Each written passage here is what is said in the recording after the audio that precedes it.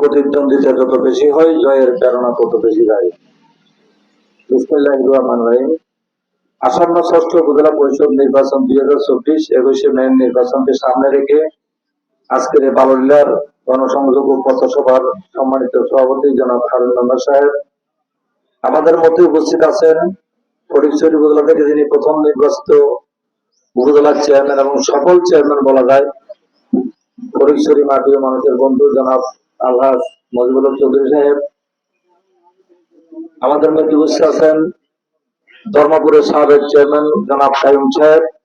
আমাদের মধ্যে উপস্থিত আছেন 2 নং গাবতলা ইউনিয়ন আওয়ামী লীগের সম্মানিত সাধারণ সম্পাদক এবং নির্বাচন পরিচালনা কমিটির সম্মানিত সভাপতি জনাব জয়নাল আবদিন। আমাদের মধ্যে উপস্থিত আছেন আমাদের 7 নং ওয়ার্ডের সম্মানিত ইউপি সদস্য জনাব মোতালেব মেম্বার। আমাদের মধ্যে উপস্থিত আছেন কৃষক লীগের সম্মানিত উপজেলা সাধারণ সম্পাদক জনাব নুরুল আমিন ভাই। আমাদের মধ্যে উপস্থিত আছেন স্বেচ্ছাসেবক লীগের সম্মানিত সভাপতি জনাব মোহাম্মদ আলী সিদ্দিকী, সফি ড্রাইভার, বালুরঘাট আদর্শ উচ্চ বিদ্যালয়ের সম্মানিত সভাপতি জনাব নাসির ভাই। আমাদের মধ্যে উপস্থিত আছেন এই ওয়ার্ডের আওয়ামী লীগের সম্মানিত সাধারণ সম্পাদক জনাব মীর হোসেন এবং যিনি মিটিং সঞ্চালনা করছেন এই ওয়ার্ডের ইউপি সদস্য এবং নির্বাচন পরিচালনা কমিটির সম্মানিত সাধারণ সম্পাদক জনাব ইউসুফ আলী মেম্বার। এখানে উপস্থিত আছেন আমাদের অ্যাডভোকেট সাদ্দাম এবং শাহিন, ইলেকট্রনিক ও প্রিন্ট মিডিয়ার সাংবাদিক বৃন্দ, সফি ড্রাইভার, আমাদের অনেকে হাসেন মিস্ত্রি, আনোয়ার ডাক্তার, আমাদের মনোমিয়া সহ অসংখ্য এই বাজারের বয়সবৃদ্ধ আমার মুরব্বীরা, এই বাজারের ব্যবসায়ী সমাজ, অত্র মসজিদের সম্মানিত পেশি ইমাম, পর্দার আড়ালে মা বোনেরা, সম্মানিত সর্বস্তরের উপস্থিতি, আসসালামু আলাইকুম ওয়া রাহমাতুল্লাহি ওয়া বারাকাতুহু। আসলে বক্তব্য অনেকে দিয়েছেন, বক্তব্য বড় কথা না।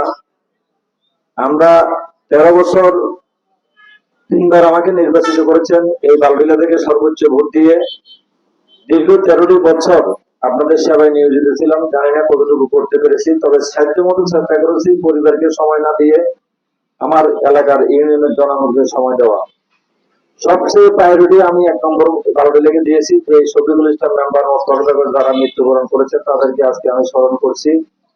তাদের নেতৃত্বে আমরা কাজ করেছিলাম। আজকে তারা এই মাঠে নেই, তারা মৃত্যুবরণ করেছেন।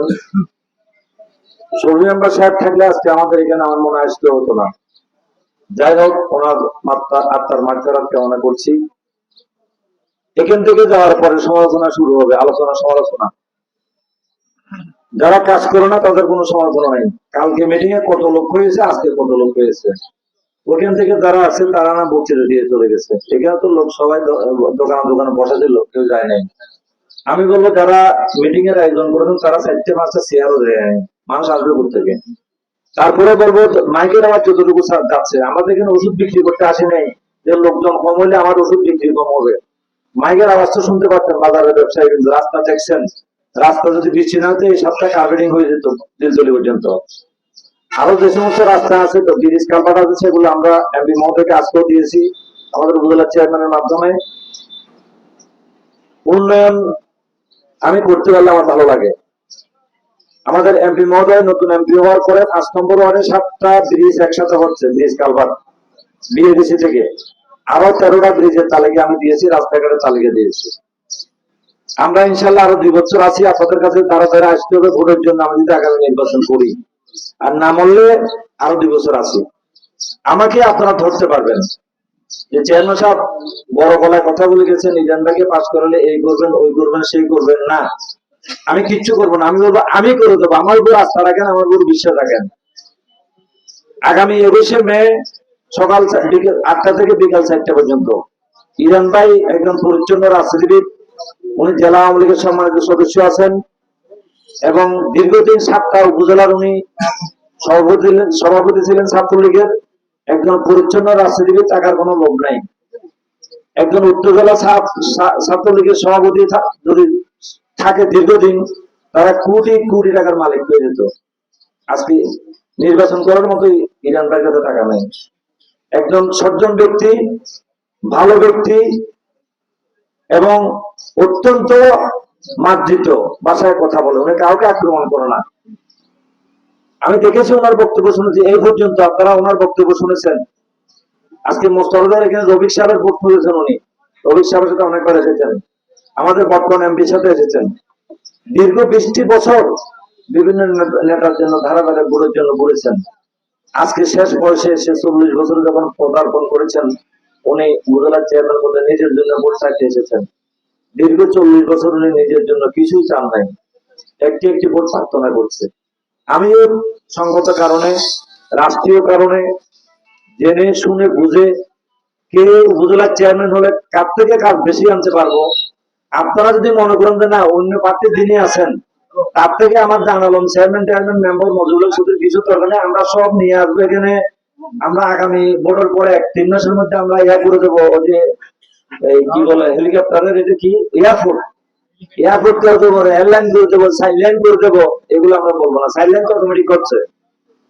আমি যতটুকু বলবো মেইন রোডটা আপনাদের হয়ে যাচ্ছে, কিছু ফাঁড়ি রাস্তা আছে, এই রাস্তাগুলো বলে আমার কোনো কাজ থাকবে না। 2 বছর আমি আরো আছি, 2 বছর মন প্রাণ উজাড় করে, যেহেতু আমরা দলীয় এমপি পেয়েছি, আমরা আপনাদের সেবা দেওয়ার জন্য, কাজ করার জন্য চেষ্টা করে যাব। আমরা কাউকে ছোট করবো না, কাউকে কটাক্ষ করবো না। আমরা টাকা দিয়ে ভাড়া করে মানুষ আনবো না। আমরা নির্বাচন করতে আসছি।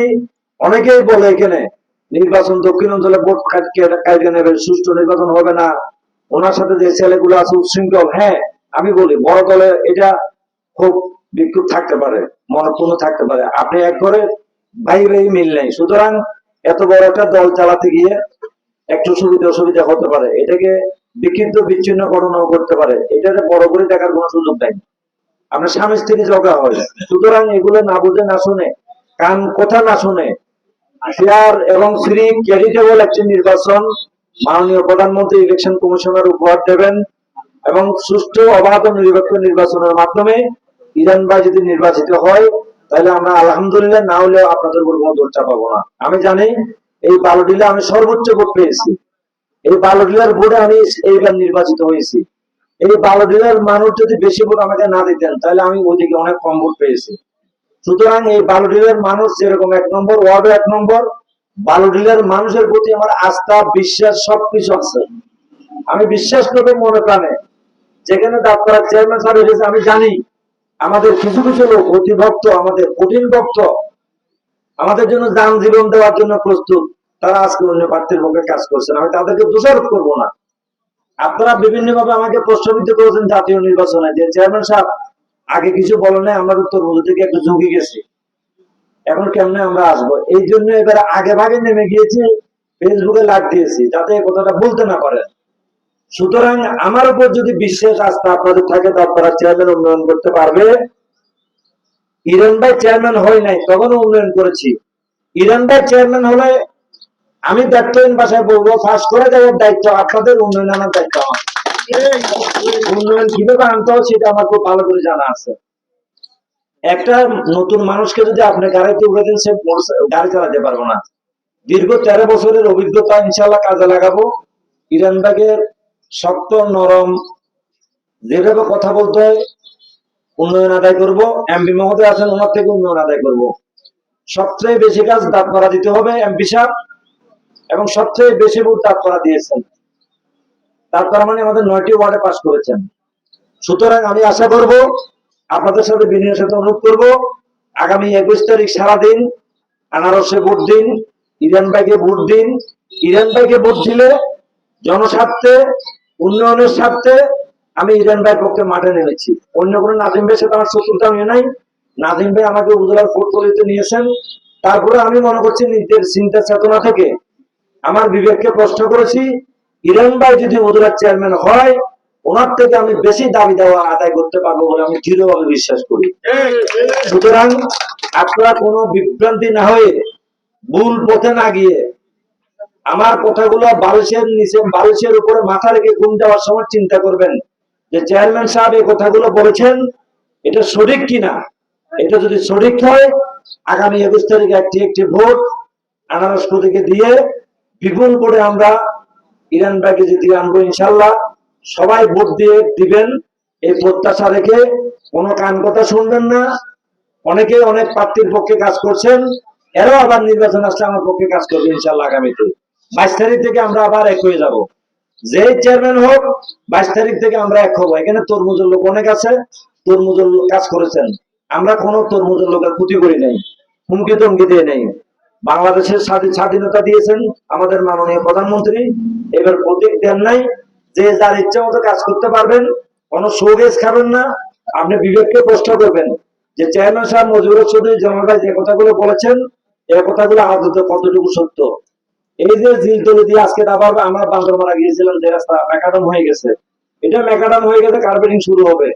এই রাস্তাটার জন্য আমাকে অনেকে প্রশ্ন করে, অনেক ভালো ভালো রাস্তা করছেন না, আপনি রাবার বাগানের মধ্যে দিয়ে এই রাস্তা কেন করতেছেন? বিশাল রাস্তা, 32 কোটি টাকা। ফটিকছড়ি উপজেলায় এমন কোন ইউনিয়ন নাই যে একটি রাস্তা 32 কোটি টাকার কাজ চলছে। সুতরাং আমি কথা বাড়াবো না।